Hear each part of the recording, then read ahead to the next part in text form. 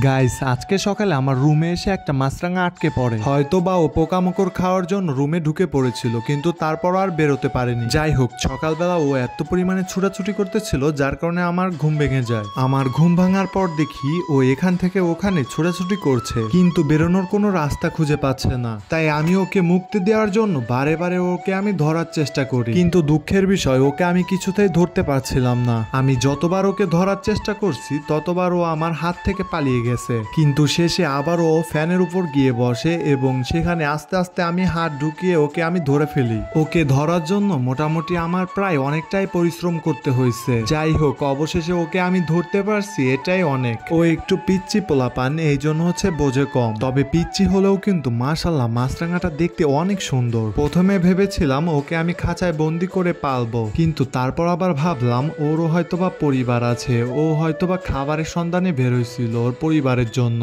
তারপর আমি আমার জানালাটা খুলে ওকে বাইরে নেওয়া মাত্রই ও নিমিষেই উড়ে চলে যায়। গাইস, আমরা সবাই চেষ্টা করব পৃথিবীর সকল প্রাণীর সাথে ভালো ব্যবহার করা। ভিডিওটা ভালো লেগে থাকলে শেয়ার করে দিবেন।